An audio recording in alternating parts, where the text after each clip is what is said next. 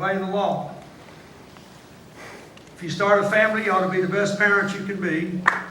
And you ought to vote in every election, and before you vote, you ought to be as well informed as you can be. Here's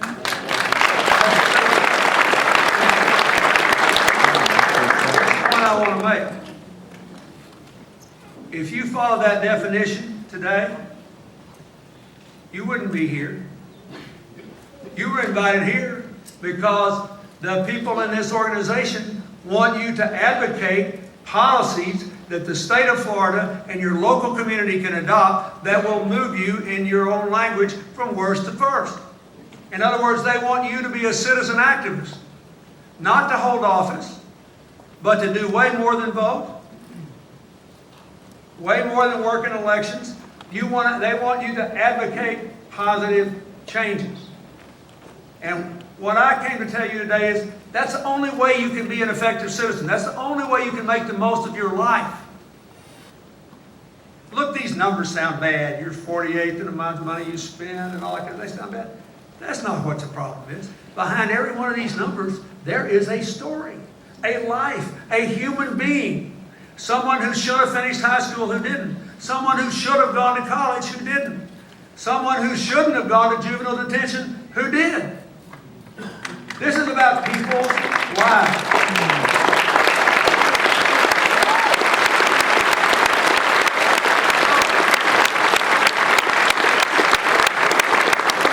That's my pitch. You live in an interdependent world. It's good and bad. More good than bad, but the challenges are profound. There's too much inequality, too much instability, and it's not sustainable. You're living with all these numbers in Florida because you had a disproportionate share of the benefits and a disproportionate share of the burdens of all these things that have been churning around in America for the last 10, 15 years. You can change the future. But you can't do it just by talking about it. Leadership today is deciding how to solve these problems and then going out and doing what you can to do it. So think about that. Think about what you can do to make effective arguments to the legislators. Think about what you can do to make effective arguments in your home community. Think about what you can do to have organizations that solve the problem in other ways, like keeping your school healthier or making college more affordable. And for those of you that are in and those of you who aren't, I'm going to leave you with this example. This will give you something to think about. Florida has one of the most impressive arrays of community colleges of any state I've been in. Woo!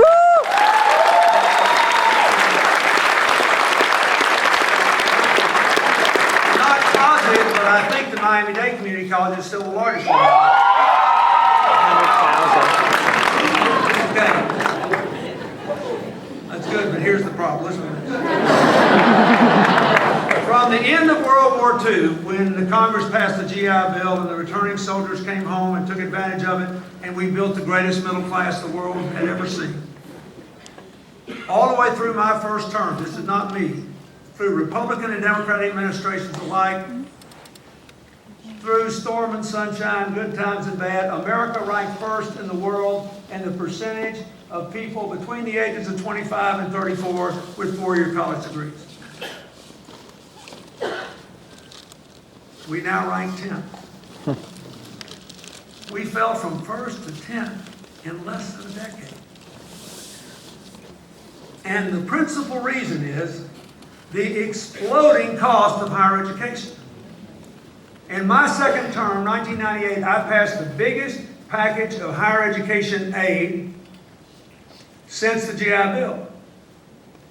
Throughout my term, we provided what are called direct loans, where a college could say, we're going to borrow this money directly from the government, it'll save the students money.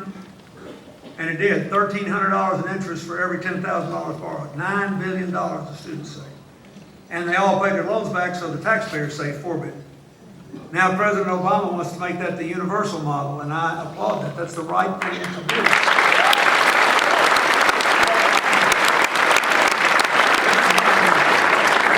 We went up to $1 million work-study grants.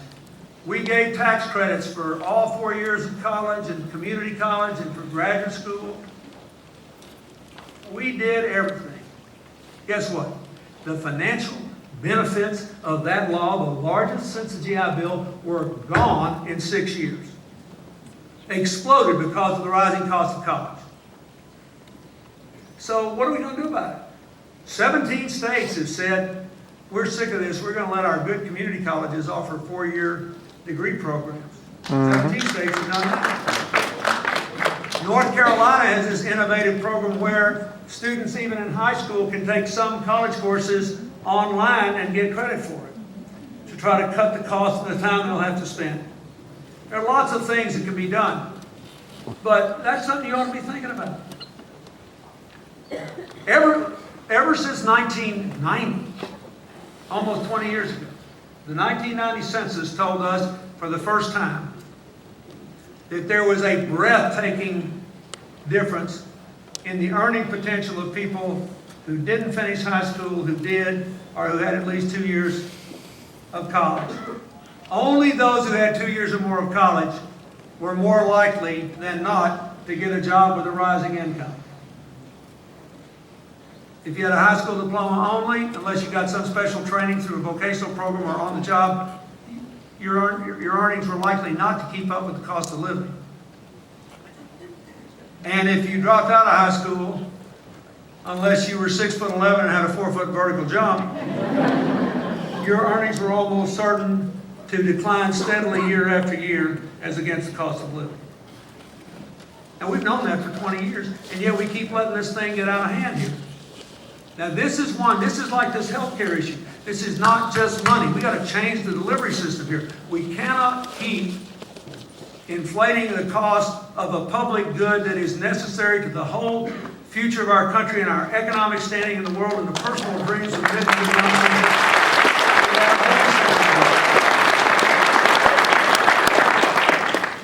So, unless you think you can't do it, I want you to remember this.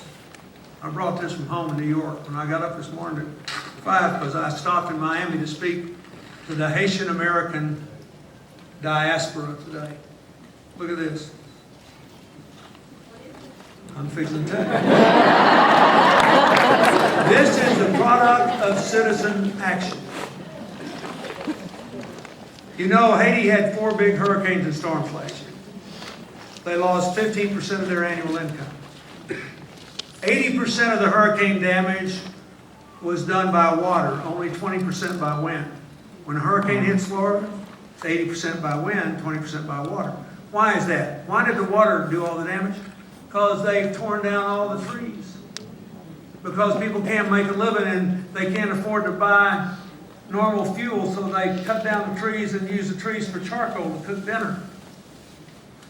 And all the soil washes away and fills up the waterways, so when the storms come, the water overflows the banks and floods the schools and floods the hospitals and floods tens of thousands of people out of homes. So a 27-year-old man, a really attractive, handsome, articulate young man, helped organize a neighborhood council in one of the big neighborhood in Port-au-Prince, Haiti. High unemployment rate, high crime rate, big poverty rate, to do something about it. Here's what he did. He organized people to go collect the garbage. And then he organized another group of people to separate the garbage.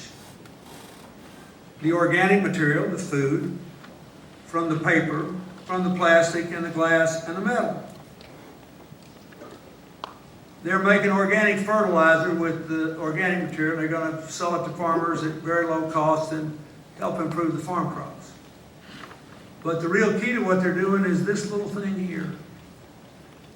Here's how it got made. They take all the paper and they shred it into little pieces. Then they make it soft and wet. Then they mix it with sawdust they get from the local furniture manufacturer who gives it to them just to get rid of it. Then they put it in a canister that looks like this, if it's about this long. The mix. Then they put 12 canisters